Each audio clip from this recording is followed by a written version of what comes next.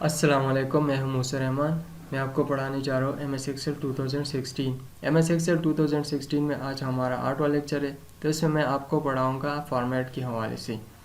तो lecture start करने से पहले यही रिक्वेस्ट है कि अगर चैनल को सब्सक्राइब नहीं किया हुआ है तो इसको सब्सक्राइब करें ताकि जितनी भी आने वाली वीडियोज़ हैं वो आपको बआसानी पहुँच सके।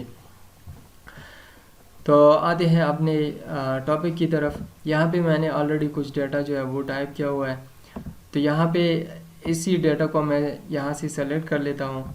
यहाँ पे आता हूँ फॉर्मेट ऑप्शन में। तो यहाँ पे सबसे पहला जो कमांड है वो है रो हाइट।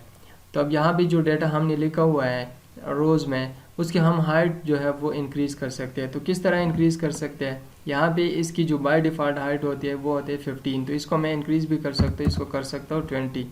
तो ये मैंने कर दिया 20। अब इसकी जो रोज़ की हाइट है वो क्या हो गया, इंक्रीज़ हो गया। अब इसको वापस भी कर सकते हैं, Ctrl+Z से ये मैंने वापस अपनी पोजीशन में वापस कर दिया। अब इसके बाद है कॉलम्स की जो वेड्थ है वो भी हम इंक्रीज़ कर सकते हैं। यहाँ से कॉलम मैंने सेलेक्ट कर दी, यहाँ पे आता हूँ फॉर्मेट ऑप्शन में। तो यहाँ पे जो ऑप्शन है कॉलम वेड्थ, तो कॉलम वेड्थ जो बाय डिफ़ॉल्ट कॉलम वेड्थ होते हैं वो होते हैं 8.23। तो यहाँ से मैं कॉलम्स की जो वेट है वो भी इंक्रीज़ कर सकता हूँ। फर्स्ट करीब वो करता हूँ 15। तो यहाँ से मैंने ओके कर दिया। तो वो कॉलम की जो वेट है वो भी इंक्रीज़ हो गया। तो इस तरीके से कॉलम की जो वेट है वो भी हम इंक्रीज़ कर सकते हैं। तो यहाँ से मैं वापस कर लेता हूँ Ctrl+Z, अपनी नॉर्मल पोजीशन में वापस आ गया। अब इसके बाद है कि हम जो रोज़ है उसको भी हम हाइड कर सकते हैं। तो यहाँ पे मैं कुछ रोज़ जो है वो सेलेक्ट कर लेता हूँ। यहाँ से मैंने सेलेक्ट कर लिया इन रोज़ को। तो यहाँ से हाइड कर लेता हूँ, फॉर्मेट ऑप्शन में आता हूँ, यहाँ पे ऑप्शन है हाइड। तो यहाँ भी कर लेता हूँ हाइड रोज़। तो ये रोज़ जो थे वो यहाँ से हाइड हो गए। तो इसको दोबारा अनहाइड कर लेता हूँ, यहाँ पे आता हूँ और यहाँ पे अनहाइड रोज़। तो वो रोज़ जो है वो उसी तरह वापस जो है अनहाइड हो गए, यहाँ पे शो हो गए। इसी तरीके से हम कॉलम जो है उसको भी हाइड और अनहाइड कर सकते हैं। यहाँ से का हम कॉलम को सेलेक्ट करेंगे। तो यहाँ पे मैंने कॉलम को सेलेक्ट कर दिया और यहाँ पे कॉलम्स को भी हम हाइड कर सकते हैं। यहाँ पे हाइड कॉलम्स, और यहाँ से वो कॉलम जो है वो हाइड हो गए, उनको दोबारा भी हम क्या कर सकते हैं, अनहाइड कर सकते हैं। तो यहाँ पे अनहाइड कॉलम्स वो दोबारा अनहाइड हो गए। अब इसके बाद जो दूसरा ऑप्शन है वो है रीनेम शीट। फ़र्ज़ करें ये शीट है, इसको मैंने नाम दिया हुआ है रिज़ल्ट शीट। अब इसके नाम जो है वो मैं चेंज भी कर सकता हूँ। तो किस तरह चेंज करूँगी, यहाँ पे फॉर्मेट ऑप्शन में आता हूँ, यहाँ पे रीनेम शीट। तो यहाँ पे मैं इसको नाम चेंज कर लेता हूँ एनुअल रिज़ल्ट शीट। यहाँ से एंटर प्रेस कर लेता हूँ। तो अब हमने क्या कर लिया, यही नाम जो था पहले था रिज़ल्ट शीट, अब हमने नाम दे दिया एनुअल रिज़ल्ट शीट। तो इसी तरीके से हम किसी भी शीट के नेम जो है वो चेंज कर सकते हैं। इसके बाद जो ऑप्शन है वो है मूव और कॉपी शीट। अब ये शीट जो हमने ओपन किया हुआ है इसके हम क्या कर सकते हैं, इसके हम दूसरी कॉपी भी बना सकते हैं। किस तरह कॉपी बनाएंगे, ये शीट सेलेक्ट करेंगे। अब यहाँ पे आऊँगा फॉर्मेट ऑप्शन में, यहाँ पे मूव और कॉपी शीट। तो यहाँ से इसी ऑप्शन को क्लिक कर लेता हूँ। तो यहाँ पे मैं दूसरा शीट जो है वो इसकी कॉपी बनाना चाहता हूँ। तो यहाँ पे क्रिएट अ कॉपी, तो यहाँ से ओके करूँगा। अब ये जो शीट था एनुअल रिज़ल्ट शीट, इसके हमारे पास यहाँ पे दूसरी कॉपी बन गई। ये हमारे पास ओरिजिनल शीट है और ये इसकी कॉपी बन गई। तो इस तरीके से हम किसी भी शीट की कॉपी जो है वो बना सकते हैं।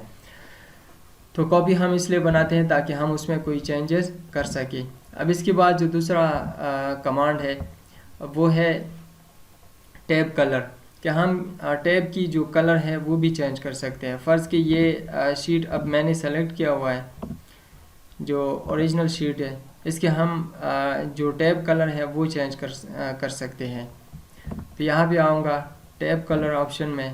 तो यहाँ से इसकी फ़र्ज़ करें मैं इसकी जो कलर है वो ग्रीन करना चाहता हूँ, तब ये जो कलर था वो मैंने ग्रीन कर दिया। तो इस तरीके से हम टैब की जो कलर है वो स्पेसिफिक कलर भी दे सकते हैं।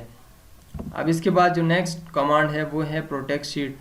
प्रोटेक्ट शीट को हम किस तरह प्रोटेक्ट करते हैं या किस लिए प्रोटेक्ट करते हैं, इसलिए प्रोटेक्ट करते हैं ताकि हमने जो डेटा टाइप किया होता है उसमें कोई दूसरा बंदा चेंजेस ना कर सके, तो उसको हम प्रोटेक्ट करते हैं। तो यहाँ पे आता है प्रोटेक्ट शीट।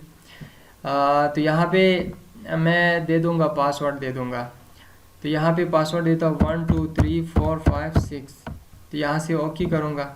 यहाँ से मुझसे री पासवर्ड मांगता है, तो यहाँ पे दोबारा पासवर्ड एंटर कर लेता हूँ 1 2 3 4 5 6। तो यहाँ पे मैंने ओके कर दिया।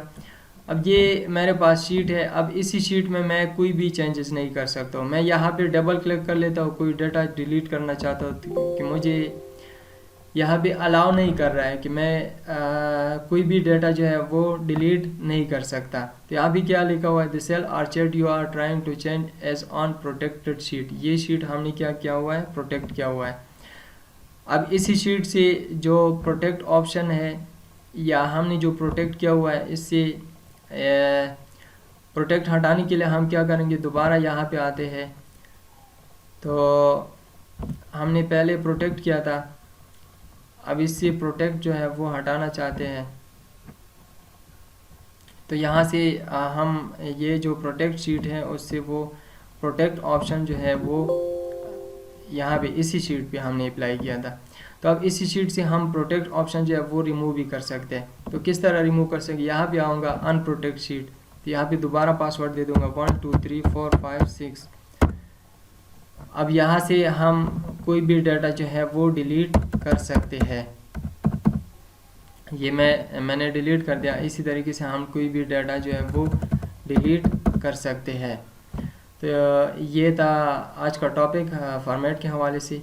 तो आज के लिए इतना ही काफ़ी था। इंशाल्लाह नेक्स्ट लेक्चर के साथ दोबारा हाजिर होंगे। अल्लाह हाफ़िज़।